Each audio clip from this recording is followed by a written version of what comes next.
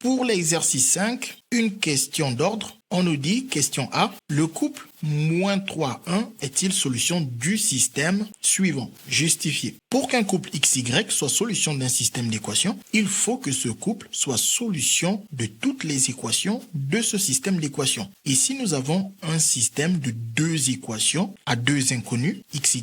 Donc, il faut que les valeurs proposées moins 3 et 1 soient solution de ces deux équations. Donc, première chose, il faut d'abord trouver les valeurs de X et de Y. X, c'est la première coordonnée ici. Comme on a un couple de coordonnées, souvent appelé abscisse et ordonnée, ou première coordonnée et deuxième coordonnée, X est notre première coordonnée. On voit facilement que X n'est rien d'autre que notre valeur moins 3. Et on fait la même chose pour le Y. Il est facile de voir que Y n'est rien d'autre que notre valeur 1. Une fois qu'on a trouvé les valeurs de X et de Y, on va alors dans notre système d'équations et on va commencer par remplacer tous les X par leur valeur. Donc, partout où on voit X, on va les remplacer par leur valeur moins 3. Donc, ce X et ce X, nous les remplaçons tous les deux par la valeur moins 3. Et maintenant, il faut respecter les opérations qui étaient présentes. Quand on a 2x comme ça veut dire 2 multiplié par x ou 2 fois x. Ici, lorsqu'on remplace simplement comme ça, on a perdu cette multiplication. On a maintenant une soustraction 2 moins 3. Donc, ce qui ne correspond plus du tout à 2x. Pour retrouver l'opération de multiplication qu'on avait, on va tout simplement la réécrire. Et là, on retrouve bien notre 2 fois moins 3. Sauf que il ne faut pas que deux opérations se suivent. Le symbole de multiplication ne doit pas se suivre avec le symbole de soustraction. Il nous faut alors les séparer à l'aide de parenthèses. Et là, on a correctement remplacé x par sa valeur moins 3. On va ensuite faire la même chose pour y. Donc, nous savons que la valeur de y, c'est 1. Donc, on va remplacer tous les y ici par sa valeur 1. Une fois qu'on remplace notre y par sa valeur 1, si on laisse ça comme ça fait 51. Alors que nous, ce n'était pas un seul nombre que nous avions ici une multiplication. 5y, ça veut dire 5 fois y ou 5 multiplié par y. Donc, il faut retrouver cette multiplication ici et pour cela, on réécrit tout simplement un symbole de multiplication. On garde bien la multiplication qui était là quand il y avait y. Et on va faire exactement la même chose pour le 7 et le 1. Laisser comme ça fait 71, alors que nous ici, on avait 7 fois y, ou plus précisément, moins 7 fois y, moins 7 multiplié par y. Donc, pour retrouver cette multiplication, on doit écrire le symbole de multiplication. Une fois qu'on est là, il ne nous reste plus qu'à vérifier si on obtient des égalités qui sont vraies. Si les deux égalités sont vraies, cela prouvera alors qu'on peut remplacer x et y dans notre système d'équation par ces valeurs et obtenir des égalités vraies. Et par conséquent, ce couple sera alors solution de notre système d'équation. On effectue ensuite les calculs. Ici, addition et multiplication, priorité à la multiplication devant l'addition. 5 fois 1 nous donne 5. Et on fait la même chose pour la deuxième équation. Soustraction, multiplication, multiplication, priorité aux multiplications. Ici, on a 2 fois moins 3, les deux nombres n'ayant pas le même signe. Règle de signe, si les deux nombres n'ont pas le même signe, le résultat est alors un nombre avec le signe moins. Et ensuite, on multiplie les distances à 0, à savoir le 2 fois le 3, qui nous donne 6, soit moins 6. On fait la même chose entre le moins 7 et le 1. Pour le 1, c'est beaucoup plus simple, car 1 fois n'importe quel nombre redonne ce n'importe quel nombre. Ici, on a moins 7 qui multiplie 1, donc ça va nous redonner exactement ce moins 7. Et de l'autre côté de l'égalité, on réécrit exactement ce que nous avons. Ensuite, on n'a plus qu'à effectuer les calculs. Moins 3 et plus 5 n'ont pas le même signe. Si les nombres n'ont pas le même signe, nous devons garder le signe du nombre le plus éloigné de 0, à savoir le signe du plus 5. Donc, on garde le plus. Et ensuite, une fois qu'on a gardé ce signe, on fait plus grande distance à 0, moins la plus petite distance à 0. Le nombre le plus éloigné de 0, c'est 5. Donc, sa distance à 0, c'est 5. Et le nombre le moins éloigné de 0, c'est 3. Donc, ça dit c'est moins 3, donc sa distance à 0, c'est 3. On fait alors la plus grande distance, 5, moins la plus petite distance, 3. 5 moins 3, cela nous donne alors plus 2. Et quand on a plus 2 tout seul comme ça, on peut tout simplement enlever le plus pour écrire 2. Et avec ce qu'on a de l'autre côté, on obtient alors que 2 est égal à 2.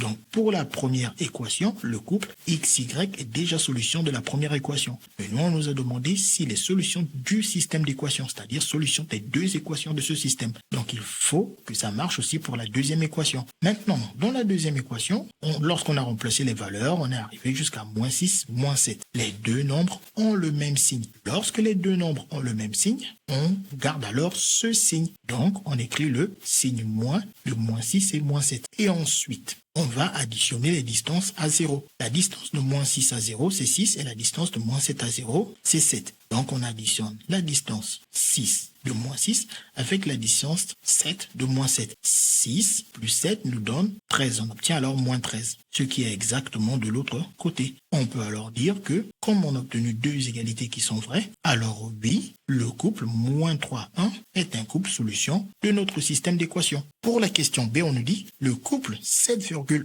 et moins 6,4 est-il solution du système d'équations suivant? Justifié. Donc, on va refaire exactement la même chose. On récupère notre couple et on va commencer par trouver les valeurs de x et de y. Le x, on voit facilement qu'il s'agit du 7,1 et ensuite le y, il s'agit du moins 6,4. Et ensuite, on revient sur notre système d'équations et on va remplacer tour à tour x et y par leurs valeurs. On commence par le x, on va alors le remplacer par sa valeur 7,1.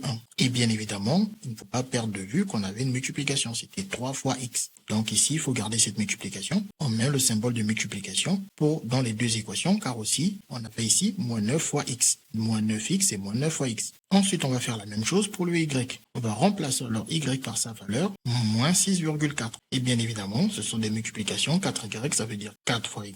Pareil, moins 5y, ça veut dire moins 5 fois y. Donc, il faut réécrire ces multiplications ici. Donc, 4 fois moins 6,4 et 5 fois moins 6,4. Et comme on ne peut pas avoir deux opérations qui se suivent, pour séparer la multiplication et la soustraction, il nous faut alors mettre des parenthèses. Une fois qu'on est là, on n'a plus maintenant qu'à effectuer les calculs pour savoir si on obtient des égalités qui sont alors vraies. 3 fois 7,1, ça nous fait 21,3. Et ici, ensuite, on a plus 4 fois moins 6,4. On commence par les signes, plus fois moins. Le signe n'étant pas le même, ça nous fait alors un moins. Donc attention à ne pas vous emmêler les pinceaux entre règles de signes pour la multiplication et la division qui sont différentes des règles de signes pour l'addition ou la soustraction. Ici, quand on fait une multiplication, on met un signe plus si on multiplie deux nombres de même signe. On met un signe moins si on multiplie deux nombres qui n'ont pas le même signe. Ce n'est pas du tout la même règle quand on additionne. Lorsqu'on additionne, si c'est le même signe, on garde alors ce signe. Si ce n'est pas le même signe, on garde le signe de celui qui est le plus éloigné de 0. Lorsque c'est le même signe,